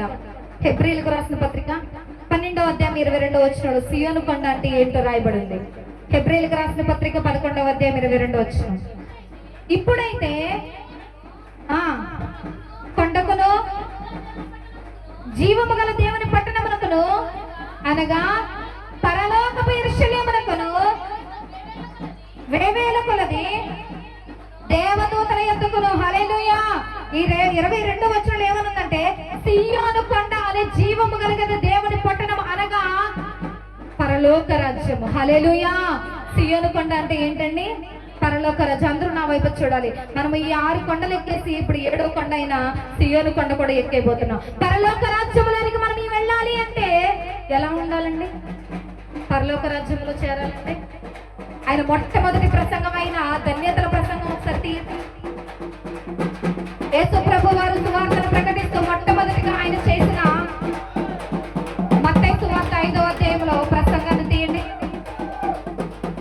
మత్తయి సువార్త 5వ అధ్యాయంలో 3వ వచనం చదువుదాం. దీనులైన వారు ధన్యులు, పరలోక రాజ్యము వారిది. హల్లెలూయా. పరలోక రాజ్యములోనికి మనము చేరాలంటే ఈ మత్తయి సువార్త 5వ అధ్యాయం 3వ వచనం ప్రకారము ఆత్మ విషయమై దీనులైన వారు ధన్యులు, పరలోక రాజ్యము వారిది. అంటే మనము ఆత్మ విషయంలో దీనులుగా ఉంటే మనం ఎక్కడికి చేరతామండి? పరలోక రాజ్యానికి చేరతాం. ఈ ఆఖరి కొండ అయిన సియోను కొండ అనగా పరలోక రాజ్యం. పరలోక రాజ్యానికి నువ్వు చేరాలంటే ఆత్మలో దీనత్వము మనము కలిగి ఉండాలండి. ఆత్మ విషయమై దీనత్వము కలిగి ఉంటే పరలోక రాజ్యాన్ని మనము స్వతంత్రం చేసుకోవచ్చండి. ఈ ప్రపంచంలో ఎన్నో కొండలు ఉన్నాయా? మన ప్రపంచంలో ఎత్తైన శిఖరం ఏంటండి? Mount Everest. మౌంట్ ఎవరెస్ట్ ప్రతి సంవత్సరం కొన్ని వేల లక్షల మంది ఎక్కుతున్నారు. ఎందుకో తెలుసా? దాన్ని ఇన్ని నిమిషాల్లో ఎక్కిన వాళ్ళు ఎక్కడ రాయబడతారండి? గిన్నిస్ రికార్డులో రాయబడతారు. మౌంట్ ఎవరెస్ట్ ని ఎక్కిన వాళ్ళు ఇన్ని సెకండ్స్ లో లేకపోతే ఇన్ని నిమిషాల్లో ఎన్ని గంటల్లో ఎక్కారని వారి పేరుతో సహా ఎక్కడ రాయబడుతుందంటే గిన్నిస్ రికార్డులో రాయబడుతుంది. మనం ఈ 7 కొండలు ఎక్కడం వల్ల మన పేరు ఎక్కడ రాయబడుతుంది తెలుసా? జీవ గ్రంథంలో రాయబడుతుంది. ఒక్కసారి చప్పట్లు కొడదామా? ఈ రోజు మన పేరు కూడా ఎక్కడ రాయబడాలి? జీవ గ్రంథంలో రాయబడాలి. ఎంతమంది ఆశపడుతున్నారు ఈ రోజు నా పేరు ఖచ్చితంగా జీవ గ్రంథంలో రాయబడాలి? పరలోక రాజ్యంలో ఆయన జీవ గ్రంథాన్ని తెరిచి, అయ్యో నా కుమారుడైన పలానా ఆయన వచ్చాడు, నా కుమార్తె అయిన పలానా ఆవిడ వచ్చింది, పిలవండి ఇవతలకి అనగానే వేల మంది పరిశుద్ధులలో ఆ దూతలలో నీవు నడిచి వస్తుంటే నీ తండ్రి అయిన దేవుడు పొంగిపోతుంటే అది కదా మనకు కావాల్సింది. అవునా కాదా? అవునా? జీవ గ్రంథంలో రాయబడడం అంటే మామూలు విషయము కాదండి. ఈ 6 కొండలను నువ్వు ఎక్కితే ఈజీగా ఎక్కేయగలవు. 7వ కొండ అయినా సియోను కొండ. ఒకసారి అర్థమైంది అలా చెబుదామా? మొట్టమొదటి వచనంలో మనం ఏం చదువుకున్నాం? ఆయన కొండ ఎక్కి చెప్పాలి మీరందరూ. చెప్పబోతే ప్రసంగాన్ని మళ్ళీ స్టార్టింగ్ నేను చెప్తా. కొండ ఎక్కి ఆయన, ఇంకా కొన్ని స్వరాలు లెగట్లా, ఆయన కొండ ఎక్కి ఇష్టమైన వారు అంటే భూమి మీద ఉన్న భక్తులే శ్రేష్ఠులు, కేవలం ఆయన వారికి ఇష్టలు అన్నాడు. ఇష్టమైన వాళ్ళంటే భక్తులు, భక్తులే ఇష్టలు. భక్తి అంటే ఏంటి? అందరి కోసం ప్రార్థన చేయడమే భక్తి. ఇంకా సత్క్రియలు అంటే మంచి పనులు చేయడం భక్తి, బిగ్గరగా చెప్పాలి. ఇంకా అన్న వస్త్రములతో సంతృప్తి పడడం భక్తి, నోటిని కాచుకోవడం భక్తి, ఆఖరిగా విశ్వాసము కలవారు ఆయనకి ఇష్టలు, విశ్వాసము కలిగి ఉండడం భక్తి. ఈ భక్తులైన వారిని, ఇష్టమైన వారిని ఆయన ఎక్కడికి రమ్మన్నాడు? కొండ మీదకి రమ్మన్నాడు. మనం మొట్టమొదటి కొండని ఏం మాట్లాడుకున్నాం? మోరియా కొండ. మోరియా కొండ అంటే అబ్రహాము ఇస్సాకుని ఫలించిన సమర్పణ కొండ. ఈ సమర్పణ కొండలో మనం ఏం సమర్పించుకుందాం అనుకున్నాం? మనం ఏమైతే దేవుడి కోసం చేయలేకపోతున్నామో, సమయమైనా, ధనమైనా, నువ్వైనా, ప్రార్థన అయినా, నీ బిడ్డలైనా, ఎవరిని దేవుడి కంటే ఎక్కువగా చూడొద్దు. ప్రతి దాన్ని దేవుడికి సమర్పించుదాం. రెండవదిగా హోరేబు కొండ అంటే మనం ఎవరి గురించి మాట్లాడుకున్నాం? మోషేకి దేవుడు ఏం చేశాడు? హోరేబు కొండ మీద ఉపదేశం ఇచ్చాడు, స్పష్టమైన ఉపదేశం. అది మనకి ఎక్కడ దొరుకుతుందన్నా? అది మనకి ఎక్కడ దొరుకుతుంది? ఇప్పుడు మందిరములో, దేవుడి మందిరానికి మనం వచ్చినప్పుడు మోషేతో దేవుడు హోరేబు కొండ మీద మాట్లాడినట్టు మనతో కూడా మాట్లాడతాడు అనుకున్నాం. అంటే ఉపదేశం, వాక్యం. వాక్యమును పిచ్చి పట్టినట్లుగా ప్రేమించాలి. వాక్యం చెప్పేటప్పుడు దయచేసి విసిగిపోవద్దు, అలసిపోవద్దు. దేవుడు ఈ సమయాన్ని మనకి ఇచ్చాడంటే ఇది ఒక శ్రేష్టమైన, ఆశీర్వాదకరమైన సమయం అనుకోవాలి. ఎందుకంటే మన చుట్టూరు పరిస్థితులు ఎంత మాత్రం కూడా బాలేదు. అయినప్పటికీ దేవుడు మనకి సమయాన్ని ఇచ్చాడంటే ఖచ్చితంగా వాక్యము వినే అవకాశం వస్తే అస్సలు దాన్ని విడిచిపెట్టద్దు. దేవుడు కొండ మీద ప్రసంగం చేసినప్పుడు ఎన్ని రోజులు చేశాడో తెలుసా? 3 దినాలు. ఎన్ని రోజులు? 3 దినాలు దేవుడు సుదీర్ఘంగా మాట్లాడుతానే ఉన్నాడు. వాళ్ళేమో విసిగిపోయి వెళ్ళిపోయారా? 3 దినాలు వాళ్ళు కూర్చున్నట్టే విన్నారు. వాళ్ళని 3వ దినమున దేవుడు జాలిపడి, ఈ ప్రజలు 3 దినాల నుంచి ఆహారం లేకుండా ఉన్నారే అని వాళ్ళకి ఏం పెట్టాడు? ఆహారము పెట్టాడు. 5 రొట్టెలు 2 చేపలను వారికి ఆహారముగా పెట్టాడండి. ఏమండి, మాట్లాడటం ఈజీయా? కూర్చుని వినడం ఈజీయా? వినడం ఈజీయా? మాట్లాడటం ఈజీయా? మరి మాట్లాడతారా మీరు ఎవరన్నా? నేను కూర్చుని వింటాను. మాట్లాడటం ఈజీయా? వినడం ఈజీయా? తక్కువ అంటే చెప్పాలి. వినడమే ఈజీయా? సరే, నేను ఇంకో గంట వాగుతాను. మీరు కూర్చుంటారా? 12 గంటల వరకు చెప్తా. ఏమండి, మనకి ఏదైనా కష్టమే. మనకి ఒక్కటేనండి, దేవుడి మీద ఆసక్తి, ప్రేమ అపారమితంగా ఉందనుకోండి, అసలు మనం అక్కడి నుంచి దేవుడు నాతో ఇంకేదైనా మాట్లాడతాడేమో అనే ఆసక్తి మనలో రేగుతుంది. కానీ అబ్బా ఎప్పుడు వదిలేస్తారో వెళ్ళిపోదామని అనిపించదు.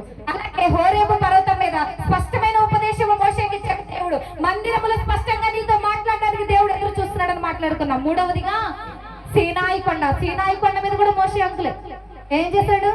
40 దినాలు ఉపవాసము చేసి తన అన్నపానములను మర్చిపోయాడు. ఉపవాస విషయంలో కొండ లెక్కాలి. 4వదిగా గిలాదు కొండ. గిలాదు కొండ మీద ఎవరున్నారు? గిద్యోను సైన్యం. గిద్యోను సైన్యం ఏం చేశారు? కొండలను పగలగొట్టారు, దివిటీలను పైకెత్తారు, బూరలను ఊదారు. అంటే మనం ఏంటిలో కొండ లెక్కాలి? ఆరాధన చేసే విషయంలో శిఖర సమానమైన ఆరాధన మనం చేయాలి. 5వదిగా కర్మేలు కొండ మీద ఎవరున్నారు? ఏలియా ఉన్నాడు. ఏలియా ఏం చేశాడు? దేశానికి దేవుణ్ణి నిరూపించాడు. రోషము కలిగిన వారి వలె. రోషం లేని వాళ్ళు చాలా మంది ఉన్నారు. ఎంతమంది ఉన్నారు అనుకున్నాం మనం? 7,000 మంది. ఇంకా రోషం లేని వాళ్ళు ఉన్నారు. రోషం లేని వాళ్ళలో ఉందామా, రోషం కలిగిన వారిలో ఉందామా? ఇద్దరు కర్మేలు కొండ మీదే ఉన్నారు. రోషం కలిగినోడు, రోషం లేనోడు కూడా కర్మేలు కొండ. నిజంగా రోషం కలిగిన వాళ్ళు దేవుని మందిరంలోనే ఉంటున్నారు. రోషం లేకుండా నెమ్మది నీరెత్తినట్టు ఉండే వాళ్ళు కూడా దేవుడి మందిరంలో ఉంటున్నారు. మనం దేనిలో ఉన్నాం? రోషము కలిగిన ఏలియా వలె ఉందామా? తర్వాత 6వది స్వరాలన్నీ ఆగిపోయినాయి. నన్ను 12 దాకా ఉండమన్నారు ఇక్కడ. 6వదిగా కల్వరి కొండ. కల్వరి కొండ అనగానే శ్రమలు. శ్రమలు వచ్చినప్పుడు మనం ఏం కృంగిపోకూడదు, పడిపోకూడదు, జారిపోకూడదు. పేతురు ఏమన్నాడు? అయ్యా నీతో పాటు మరణానికైనా వస్తానన్నాడు. వచ్చాడా? మరణం వరకు కాదండి, సిలువ వరకు కూడా రాలేదు ఆయన. సిలువ వరకు కూడా రాలా. నాకు తెలియదు అన్నాడు. నీతో మరణానికి వస్తానా అన్న దానికి నువ్వు యేసు నాకు తెలియదు అనే దానికి గంటలే తేడా. కొన్ని గంటల్లోనే హృదయం మారిపోయింది. మనం కూడా అంతే. ఏసే నా పరిహారి, ఎన్ని వ్యాధులు కలిగినను అంటాం ఇక్కడ. ఇంటికి వెళ్ళిన తర్వాత దేవుడు నాకు చాలా అన్యాయమే చేశాడు, అంటామా లేదా? అనేవారుగా మనము ఉండకూడదు. శ్రమలైనా సరే ఆయన కల్వరి సిలువను జ్ఞాపకం చేసుకోవాలి. 7వదిగా సియోను కొండ అనగా ఏమనుకున్నాం? పరలోక రాజ్యం. పరలోక రాజ్యంలో చేరాలంటే మనం ఎలా ఉండాలి? ఆత్మలో దీనత్వం కలిగి ఉండాలి, ఆత్మలో కపటం కలిగి ఉండకూడదు, ఆత్మలో కఠినమైన వారిగా మనం అస్సలు ఉండకూడదండి. ఈ 7 కొండలు ఎక్కితే మన పేరు ఎక్కడ రాయబడుతుంది? జీవగ్రంథంలో రాయబడుతుంది. ఎక్కుదామా ఈ 7 కొండలు? ఒకవేళ నువ్వు వీటిలో ఏ కొండైనా ఎక్కలేకపోతే ఆయన ప్రార్థించు. ఆయన ఏం చేస్తాడో తెలుసా? మత్తయి సువార్త 17వ అధ్యాయం 1వ వచనం చదువుకుని ముగించుకుందాం. మత్తయి సువార్త 17వ అధ్యాయం 1వ వచనం. ఆఖరిగా 6 దినములైన తరువాత యేసు పేతురును యాకోబును అతని సహోదరుడైన యోహానును వెంట పెట్టుకుని ఎత్తైన ఒక కొండ మీదకు ఏకాంతముగా పోయి, హల్లెలూయా, ఎక్కలేని వారిని ఏం చేస్తాడో తెలుసా? ఆయన వెంట పెట్టుకుని. చప్పట్లు కొడదామా?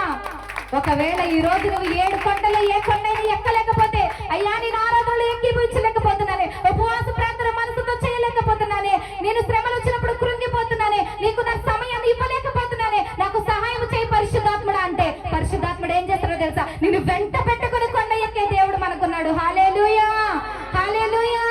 నువ్వు ఎక్కలేకపోయినా దేవుని సహాయం అడిగితే నిన్ను వెంట పెట్టుకుని చెయ్యి పట్టుకుని కొండ ఎక్కించే దేవుడు మనకున్నాడండి. కీర్తనకారుడైన దావీదు ఒకానొక సమయంలో బెత్షెబతో పాపము చేసినప్పుడు ఆయన ఏడుస్తూ ఏడుస్తూ ఏమంటాడో తెలుసా? అయ్యా నేను ఎక్కలేనంత కొండ నా పక్కన ఉన్నది, నన్ను ఎక్కించుము అంటున్నాడు. 61వ కీర్తన 2వ వచనం చదువుకుందాం. ఆ మాట చెప్పుకుని ముగించుకుందాం. 61వ కీర్తన 2వ వచనం. నా ప్రాణము తల్లడిల్లగా భూదిగంతముల నుండి నీకు మొరపెట్టుచున్నాను, నేను ఎక్కలేనంత ఎత్తైన కొండపైకి నన్ను ఎక్కించుము. హల్లెలూయా. దావీదు ఎక్కలేకపోయిన కొండ ఏంటో తెలుసా? పరిశుద్ధత అనే కొండ. ఆయన పరిశుద్ధత అనే కొండను ఎక్కలేకపోయాడండి. బత్షెబతో పాపంలో పడిపోయాడు. పాపం అనే ఊబిలో కొట్టిమిట్టాడుతూ, అయ్యా నేను పాపంలో పడిపోయానే, భూదిగంతముల వరకు నా ప్రాణం వెళ్ళిపోయింది, అక్కడ నుంచి నేను నీకు మొరపెడుతున్నాను, అయ్యా ఒక్కసారి నన్ను ఎక్కలేనంత ఎత్తైన కొండపైకి ఎక్కించు అంటే దావీదుకు తెలుసు దేవుడు ఎక్కలేని కొండలను కూడా ఎక్కించే దేవుడని. మరి ఈ రోజు నీవు నేను విశ్వసిస్తున్నామా? ఏ ప్రతికూల పరిస్థితిలో కూడా నీ జీవితంలో విషయాలు ఎలా ఉన్నప్పటికీ కూడా మన భక్తి శిఖర సమానముగా చేద్దామా? హల్లెలూయా. ఉందామా ఈ రోజు నుండి? హల్లెలూయా. ప్రార్థనలో కొండలెక్కుదుము గాక, సమయాన్ని దేవునికి ఇవ్వడంలో కొండలెక్కుదుము గాక, వాక్యాన్ని వినడంలో కొండలెక్కుదుము గాక, ఆరాధన ఆత్మతో సత్యముతో చేయడంలో కొండలెక్కుదుము గాక. అట్టి కృపాధన్యత దేవుడు మనకు అనుగ్రహించును గాక. మోకరించి ప్రార్థన చేద్దాం.